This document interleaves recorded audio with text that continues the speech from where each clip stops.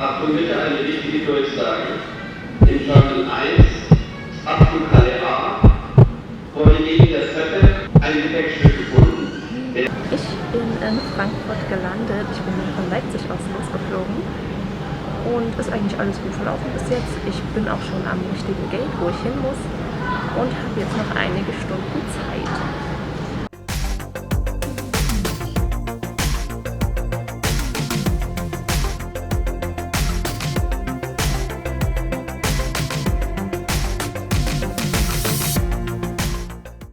Total wenig los. Allerdings, wenn gerade ein Flug losgeht, sind natürlich voll viele Leute da.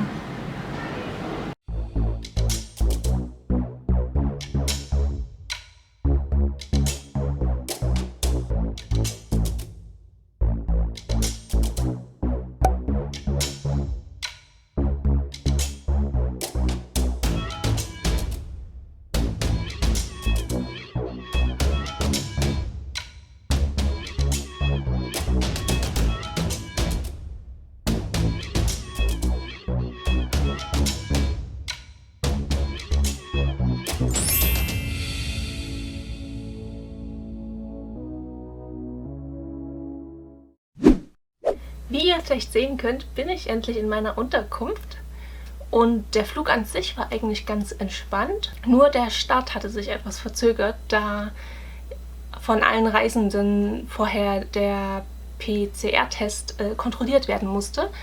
Das hat echt lange gedauert. Da ich ja schon ungefähr 6 Stunden vorher am Flughafen war, war ich Gott sei Dank eine der ersten, die schon dort saßen und gleich am Anfang das machen konnten, denn ein paar Minuten später war es so eine lange Schlange, wo es eigentlich fast 2 Stunden gedauert haben muss, bis alle durch waren, denn sie haben 1 Stunde vor Abflug begonnen zu kontrollieren und der Flug hat sich dann 1 Stunde verspätet, also ist dann erst abgeflogen, also muss es 2 Stunden gedauert haben, bis alle kontrolliert waren. Ich frage mich, warum sie nicht eher damit anfangen, denn das war ja definitiv nicht der erste Flug nach Korea, also müssten sie ja wissen, wie lange das dauert. Aber naja, wer weiß. Auf den langen Flug hatte ich dann sogar eine Dreierreihe ganz für mich allein. Das heißt, beim Schlafen konnte ich mich dann sogar auf die 3 Plätze legen. Es war eigentlich relativ bequem.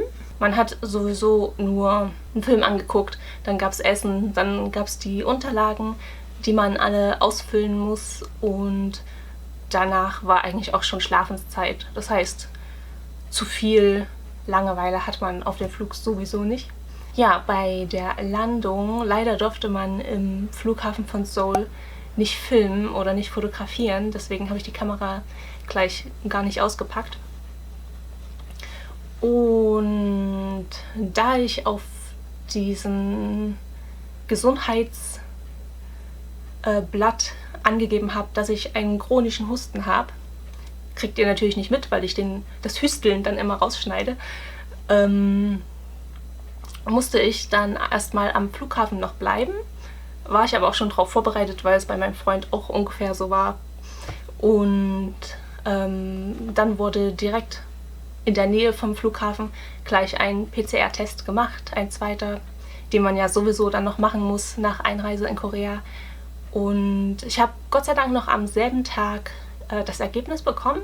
Das heißt, ich musste dann die Nacht nicht in dieser Einrichtung bleiben, sondern konnte dann am späten Abend, ich glaube so gegen 11 war es, nee, gegen 9 zurück in meine Unterkunft und so gegen 11 war ich dann da.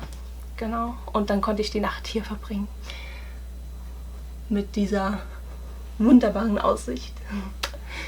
Was mir aber wieder aufgefallen ist, war, dass die ganzen Leute auch so am Flughafen, also die Arbeiter, die Mitarbeiter, die Polizisten, die Ärzte oder was das halt die Corona-Leute da, dass die alle so jung waren.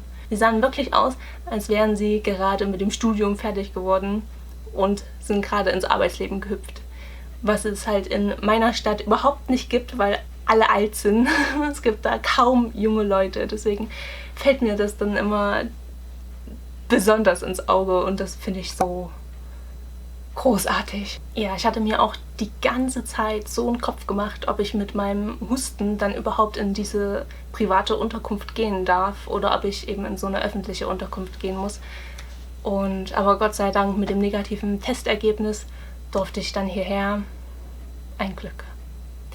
Ich war ja die paar Stunden in so einer Übergangsunterkunft und man hat sich so nicht beobachtet, aber so unsicher gefühlt. Ich habe mich kaum getraut, auf Toilette zu gehen, weil jederzeit jemand reinkommen kann und an die Tür klopft und also es war so unruhig einfach nur.